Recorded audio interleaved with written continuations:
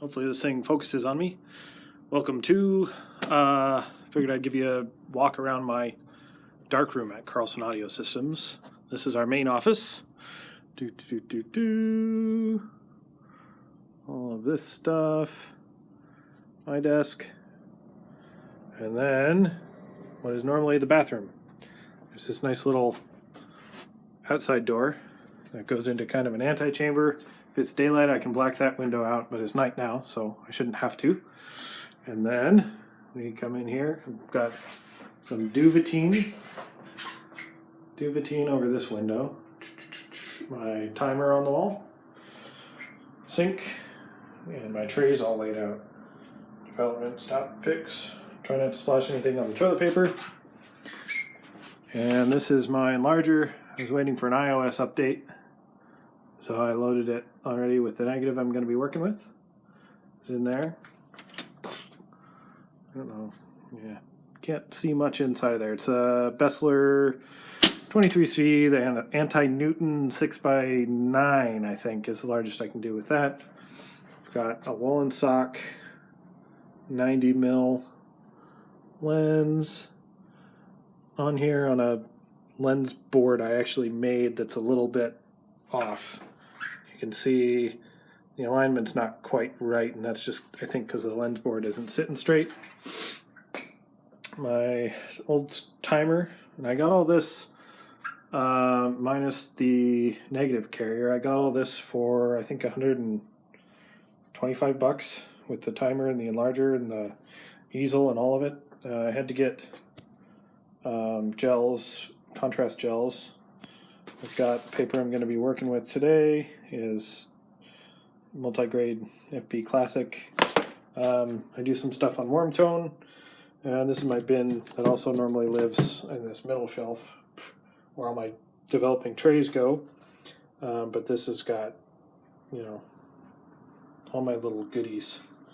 Some wire for making dodging brushes, an anti-static brush, anti-static cloth, a loop. This is a light table I'm borrowing from a friend of mine. That is not my paper cutter. I use that one most of the time.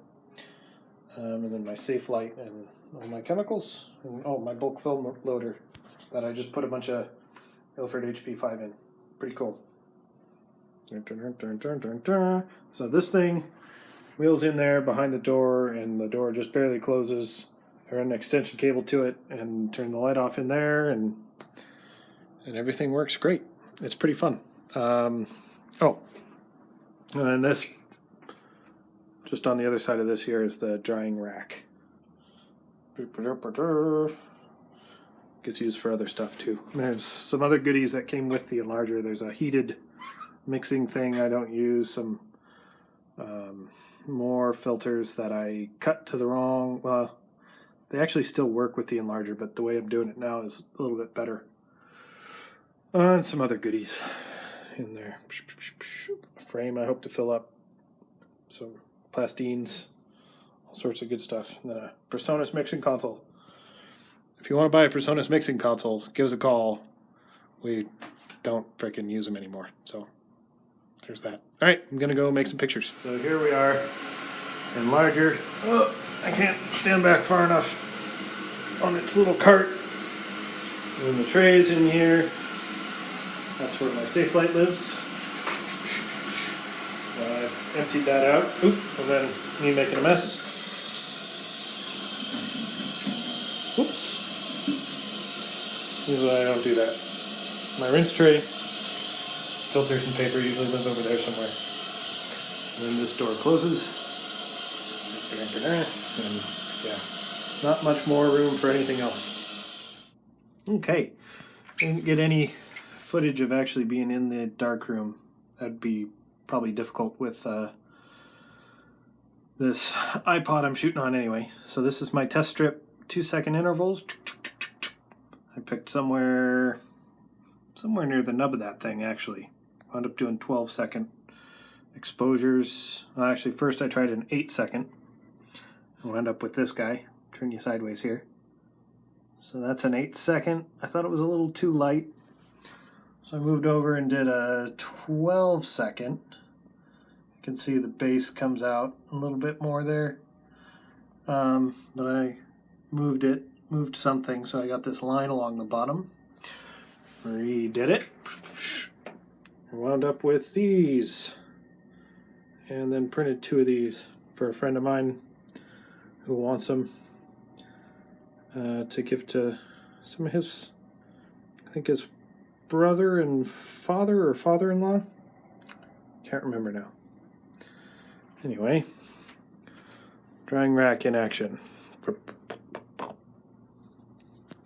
Yeah, sorry I didn't get any actual footage in the darkroom, but maybe I'll figure out a way to film that or something. I gotta figure out what I'm doing with this anyway.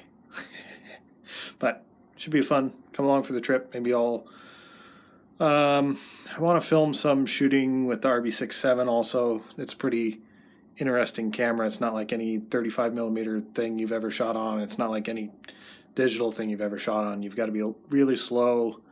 I've been reading a lot of Ansel Adams' work lately, reading about a lot of his work lately, and maybe I could start telling you guys about what I've learned about that. That could be fun. Anyway, yeah, this is me in my little space doing what I love, and hopefully we'll see you on the next one.